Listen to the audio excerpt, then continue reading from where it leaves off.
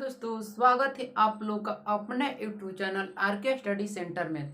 दोस्त, आज की हम इस वीडियो में chemistry physics lesson 4 video number 3 लेकर आए हैं। और 4 पार्ट का 2 वीडियो अपलोड हो चुका है। जिन्होंने नहीं देखा है तो आप पीछे वाले वीडियो को देख ले, क्योंकि मैं जितना भी बता रहा हूँ ना, सब ये पूछा हुआ है गारंटी।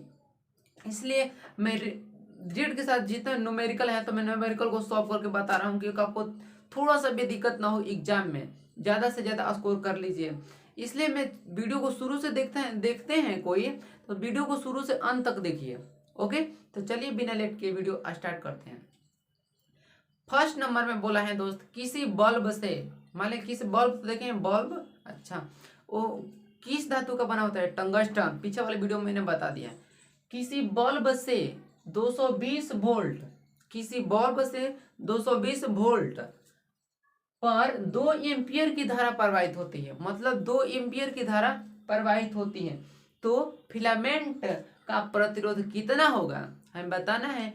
200 वोल्ट 220 वोल्ट तथा 2 एम्पियर की धारा प्रवाहित होती है उस बॉल में, तो बताना है उसका प्रतिरोध कितना होगा। ओके, तो देखिए क्या क्या दिया है। देखिए दोस्त, V बराबर दिया है 220 वोल्ट, I बराबर दिया है 2 एम्पियर। हम लोग से पूछा है कि R ज्ञात कीजिए। R प्रतिरोध, उसी को ना कहते हैं प्रतिरोध। R अच्छा, उसका मात्रा क्या होता है? प्रतिरोध कैसे मात्रा? ओम होता है जी। तो R बराबर होता है दोस्त V बटा I बराबर V का मान कितना है दिया? 220 बटा एम्पियर कितना दिया? 2, तो कटा दीजिए कितना है? 110 आ गया। फिर से सुन लीजिए, देखिए वोल्ट दिया है कितना? 220 दिया है, ये गिवन। V बराबर 220, अच्छा I बराबर दिया है 2 एम्पियर। तो R बराबर क्या होता है? R बराबर V बटा I। तो V का मान कितना है? 220 बटा 2, तो 2 से 220 कट जाए कितना में? 110 वाले में। अब प्रतिरोध का मात्रा क्या होता है? प्रतिरोध का मात्रा क्या होता है? ओम होता है जी। तो 220 सॉरी 110 ओम इसमें दिखाई दे रहा है। हाँ, हमें तो दिखाई दे दी है डी नंबर पर, तो राइट आंसर होगा डी। राइट आंसर होगा डी। बार बार कहता हूँ, मैं सब चीज क्लियर करते चलूंगा, थोड़ा सा भी दिक्कत आप लोगों को नहीं होने दूंगा। ओके, देखिए फिर पूछा है, किसी चालक के छोरों के बीच, किस वाले चालक है तो छोरा क्या पर किनारा होगा ना, छोरा इसको होते हैं छोरे के बीच, किनारे वाला पार्ट को जो होता है उसी को छोरा बोलते हैं। छोरे के बीच बीच विभवांतर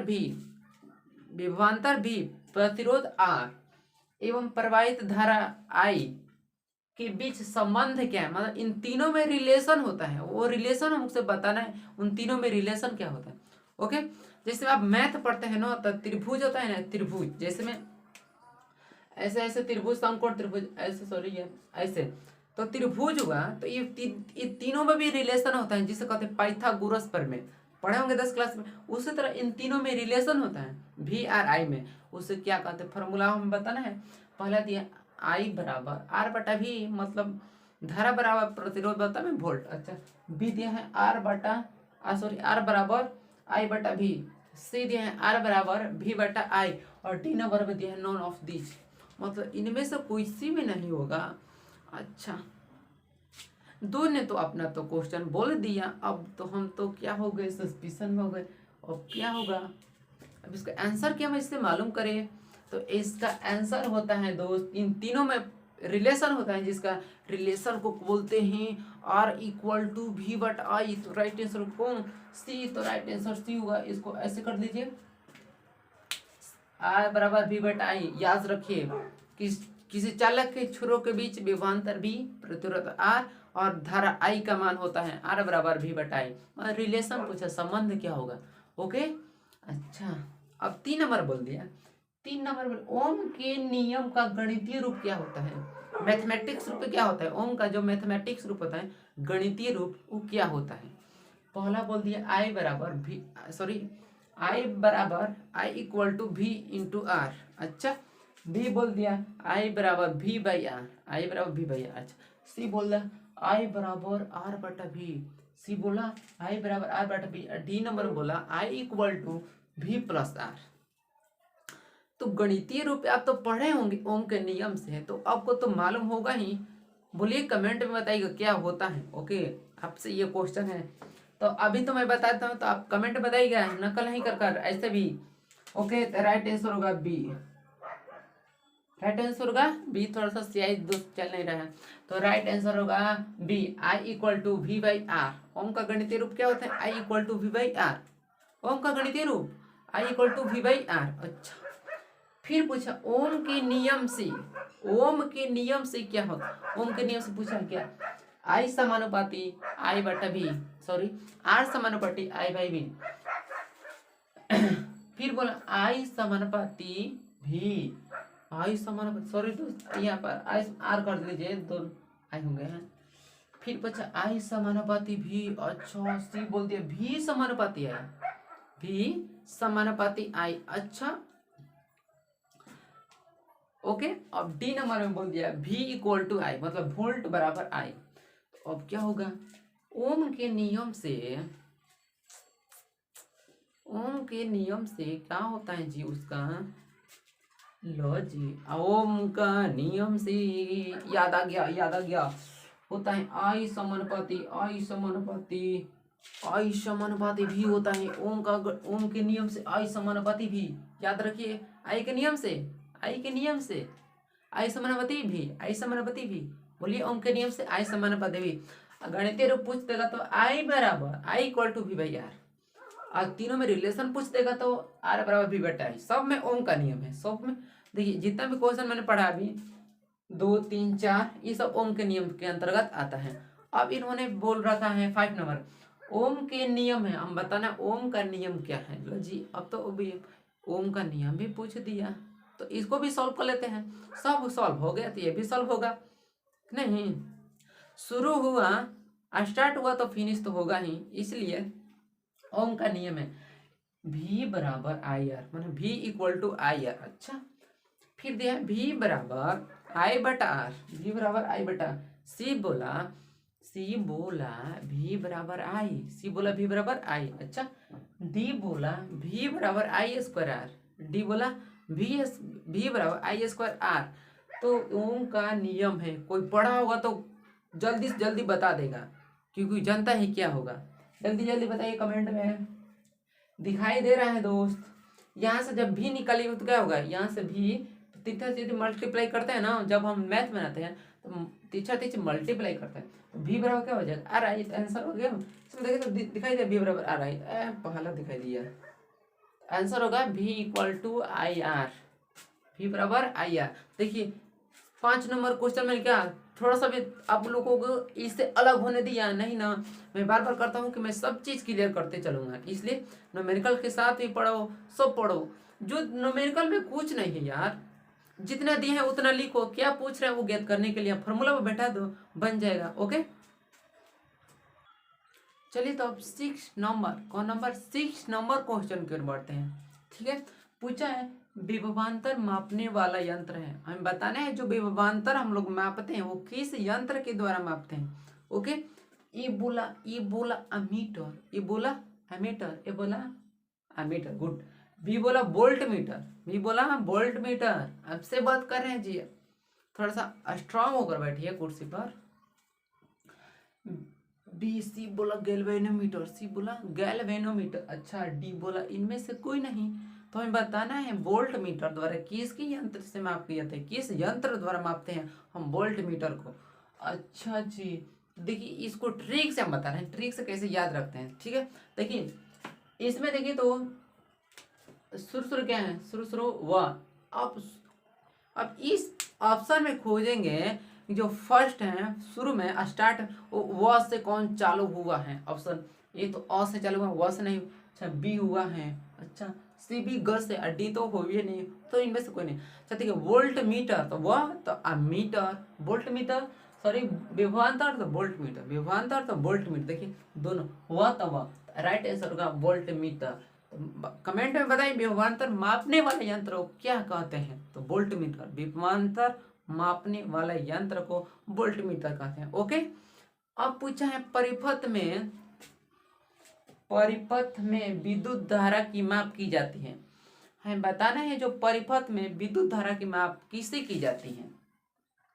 ओके, पहला बोल दिया गैल्वेनोमीटर, पहला बोला गैल्वेनोमीटर। अच्छा जी, फिर बोला वोल्ट मीटर, बी बोला वोल्ट मीटर, अच्छा सी बोला एमीटर, डी बोला इनमें से सभी, मतलब तीनों को ही बोला है वो सही बोला है, 3 नंबर बोला इनमें सभी। अच्छा जी, तो परिपथ में विद्युत धारा की माप किसे की जाती है जी, बताइए जल्दी जल्दी बताइए, कैसे की जाती है? परिपथ में विद्युत धारा की माप एमीटर से की जाती है। एमीटर या कभी कभी एमीटर नहीं, देखिए यहाँ पर तो एमीटर दिए हैं, कभी कभी एमीटर भी दे देता है, तो आपको क्वेश्चन से डिसाइड करने क्या दिया है। ओके, अब 8 नंबर बोला, 8 नंबर तो बहुत अच्छा क्वेश्चन बोला है, 8 नंबर अच्छा क्वेश्चन बोला है। एमीटर को परिपथ में किस श्रेणी में जोड़ा जाता है? होता है ना पार्श्व क्रम, श्रेणी क्रम, ये पूछे किस क्रम में जोड़ा जाता है। पर एमीटर को परिपथ में कैसे जोड़ा जाता है, पूछा है एमीटर को परिपथ में कैसे जोड़ा जाता है। ओके, ऑप्शन ए बोला श्रेणी क्रम, क्या बोला श्रेणी क्रम, अच्छा बी बोला पार्श्व क्रम, बी बोला पार्श्व क्रम, सी बोला ए और बी दोनों, और डी नंबर बोला इनमें से कोई नहीं। तो हमें बताना है कि एमीटर को परिपथ में कैसे जोड़ा जाता है जी। तो क्या होगा, एमीटर को परिपथ में कैसे जोड़ा जाता है, कैसे जोड़ा जाता है, बोलिए बोलिए क्या होगा। अब तो हम तो दिक्कत में पड़, अब तो अच्छा बुक तब तो उठाना पड़ेगा, तब तो देखना पड़ेगा क्या होगा, नहीं तो मोबाइल से देखना पड़ेगा कैसे कैसे होगा। तो याद रखिए एमीटर को परिपथ में श्रेणी क्रम में जोड़ा जाता है। किस क्रम में? श्रेणी क्रम में। गलती से पार्श्व क्रम पर नहीं मारना है, क्योंकि आपको 48 में 40 को आपको टिक करना है। 8 को क्वेश्चन एडवांस में देगा आपको सोचने के लिए। ओके, तो आप लोग को डिसाइड करने कौन कौन क्वेश्चन में आ रहा है। 48 में से 40 क्वेश्चन को आप लोग चॉइस करना है। ओके, अब चलिए तो एमीटर को परिपथ में कैसे जोड़ जाता है, तो श्रेणी क्रम में जोड़ जाता है जी। अच्छा, पूछा है 1 कूलम विद्युत आवेश कितने प्रोटॉन से बना होता है? 1 कूलम विद्युत आवेश कितने प्रोटॉन से बना होता है? प्रोटॉन, इलेक्ट्रॉन, न्यूट्रॉन होता है ना। अच्छा, यही पूछा है।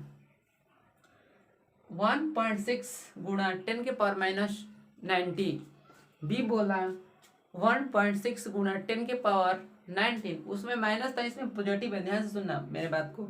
फिर पूछा सी दिया है 6.25 इंटू 10 के पावर 18, डी बोला 6.25 गुणा 10 के पावर माइनस 18।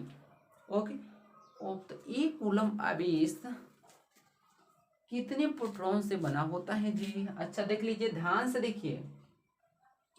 अब क्या होगा, 1 कूलम आवेश होता है, याद रखिए जब 1 इलेक्ट्रॉन पूछ देगा तो ये भी होगा, प्रोटॉन पूछेगा तो होता है 1.6 गुणा 10 के पावर माइनस 18। याद रखिए 1.6, बोलिए 1.6 इंटू 10 के पावर माइनस 19 माइनस 90 माइनस 90, 1.6 गुणा 10 के पावर माइनस 90, 1.6 गुणा 10 के पावर माइनस 90। ठीक है, बोलने से क्या होगा ना, आपको रिवाइज होगा, कोई ऐसे ऐसे बोले हैं। देखिए कोई मान लीजिए इंग्लिश आप पढ़ते हैं तो ऐसे बुक्स पढ़िएगा तो समझ में आएगा ना, आप स्पोकन सीख ही नहीं पाइएगा जब तक बोलिएगा नहीं, जब तक आपको जो माइंड में बैठेगा नहीं कोई शब्द वर्ड, तो आपको कैसे ज्ञात होगा कि हमें ये चीज़ बोलना है। ठीक है, तो मैं पढ़ता हूँ, अब पढ़ता हूँ तो अब देखना पड़ेगा ना, मैं पढ़ता हूँ किस टेंस में कैसे बनता है। अब पढ़िएगा बोलिएगा तब तक नहीं, जब तक से आपको कैसे होगा, इसलिए बोलने का प्रैक्टिस करिए। ओके, तो अब पूछा है 10 नंबर, 10 नंबर में दे दिया किसी कुंडली का प्रतिरोध ज्ञात करने का सूत्र है। अच्छा, कुंडली पूछ दिया। कुंडली देखे ना, ऐसे जो लोपेटर आता है ऐसे से वृत्ताकार रूप में, ऐसे से स्प्रिंग देखे ना, स्प्रिंग उसी का आकार होता है कुंडली। उसका प्रतिरोध ज्ञात करने के लिए, मतलब आर ज्ञात करने के लिए उसका फॉर्मूला होता है, क्या चीज होता है। ये बोला R equal to V into I, ये बोला R equal to V into I. अच्छा, बी बोला आर बराबर आर इक्वल टू आई बटा वी। अच्छा, सी बोला आर बराबर वी बटा आई, सी बोला आर बराबर वी बटा आई। डी बोला आर बराबर वी माइनस आई, आर बराबर वी माइनस आई। अच्छा जी, तो किसी कुंडली का प्रतिरोध ज्ञात करने के लिए फॉर्मूला होता है दोस्त आर इक्वल टू वी बटा आई। देखिए मैं टिक करता हूँ, सॉरी दोस्त, थोड़ा सा मार्कर नीचे गिर गया। आर इक्वल टू सी बटा आर इक्वल टू वी बटाई आर इक्वल टू वी बटाई आर इक्वल टू वी बटाई आर इक्वल टू वी बटा आई। ठीक है, तो कमेंट में बताइएगा कैसे कैसे आपको ये वीडियो अच्छा लगा कि नहीं लगा। ठीक है, तो आज इतना ही रहने देते हैं। अब मिलेंगे नेक्स्ट वीडियो में, मतलब आज देख लीजिएगा, फिर कल का मैं वीडियो अपलोड करूंगा तो उससे उस वीडियो में हम लोग मिलेंगे। ओके, तो पूरा मैं बार बार करता हूँ, अगर आप चैनल पर नए हैं तो चैनल को सब्सक्राइब कर ले दोस्त, क्योंकि मैं इतना कुछ आप लोगों को सिखा रहा हूँ तो मेरे लिए आप तो एक कह नहीं सकते ना। तो चैनल पर नया है तो चैनल को सब्सक्राइब कर ले, और अपने दोस्त के पास मैं बार बार करता हूँ पूरा शेयर करो कि लगे कि आप कुछ ना कुछ सीख रहे हैं ना। मैं क्वेश्चन को दोबारा पढ़ रहा हूँ, आपको बता रहा हूँ कि ऐसे ऐसे होता है या नहीं होता है। ठीक है, तो इतना ही रहने देते हैं, अब मिलेंगे नेक्स्ट वीडियो में। वीडियो अच्छी लगी तो लाइक करना, सब्सक्राइब करना, कमेंट करना, ओके, एंड शेयर भी कर देना अपने दोस्त के पास, फ्रेंड के पास। Okay, thanks for watching and जय हिंद जय भारत।